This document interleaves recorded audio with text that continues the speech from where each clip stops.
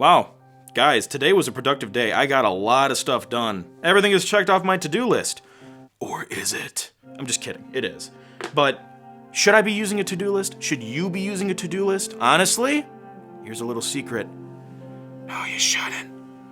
Why are to-do lists dangerous? To-do lists are dangerous because they don't hold you accountable and they don't have any pressure. What do I mean by that? Well, you can just write a bunch of shit on a to-do list and you may never get it done because you're by yourself. It's like, whatever, there's no deadlines on there. There's no other people waiting for you to get it done. You may procrastinate, you may forget stuff, and then become an unproductive slob.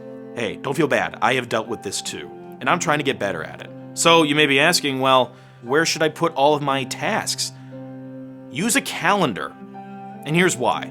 If you use a calendar, you can assign deadlines. There's no space to write on a calendar where there isn't a date. And yes, there are to-do list apps that have alarms you can set in dates like that, and I do use those. I try to put as many dates in there as I can, so when a little alert pops up, it's like, oh hey, I have a deadline coming up, and that helps me. But from a visual standpoint, a calendar is pretty nice, because again, there's really no space you can write on a calendar where there isn't a date, and you can kind of visually see, okay, this is the length of a week, this is the length of a month, You can just visually see when your next deadline is. Use a calendar, have deadlines. That will help you keep yourself on track when getting stuff done. Short-term things or long-term things, it can work either way. Get in the habit of doing that, and you'll find yourself to be more productive. Also, just as a little bonus tie-in, I'm going to say this. When you sit down to do your work, turn off the distractions, turn off your phone, do the higher priority stuff first, and the rest will come later. Because if you start doing lower priority things, that's going to eventually pile up, and then before you know it, you're not going to have time for the important stuff. Start with the high priority stuff, filter out the distractions, focus on that. Take some breaks. Successful people take breaks, it's okay. Pace yourself. And don't get easily distracted. And get in the habit of putting stuff on a calendar so you can have those deadlines to keep you pressured to keep doing your work. So that's the one part. The other part is accountability. Yeah, that can kind of help you hold accountability for yourself, but what about other people? The computer clan is a team effort, and when we say we're going to get something done, we better get it done. And people rely on that. If I assign someone to do something, I'm relying on them to get it done, and maybe they'll feel more accountable now because not only do they have a deadline, they don't want to disappoint me. It's the same thing with me to my manager, for example, at work, outside of the computer clan.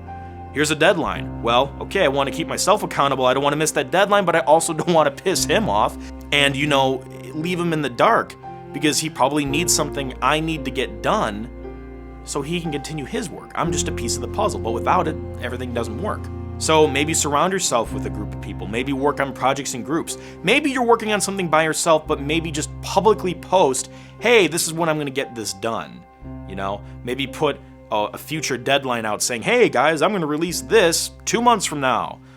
And then the public knows, oh hey, that guy's going to release that 2 months from now. So now you have a little bit of pressure and accountability. Now you have people relying on you, whether it's people relying on you within a team or relying with you outside of your team just as your viewer base. Now you have more accountability. And then internally break it down into sections, Make this much progress by this week, this much progress by next week, and then hold yourself accountable so you can get up to that final goal that a bunch of other people are relying on for you to deliver whatever your product is.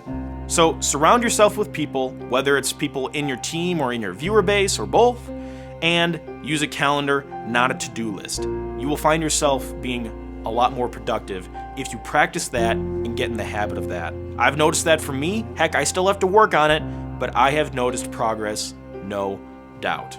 And I bet you a lot of other successful people can say the same thing. So let me know what you think about this. Feel free to leave some comments down below. And if you liked what we talked about here today, feel free to leave a thumbs up and let us know how we did. And if you have any suggestions for future episodes of Ken's Mind, let us know in the comments below. We'd like to hear what other topics you may want brought up. That's all I have for you guys today. Thanks for listening, and I'll see you in the not too distant future.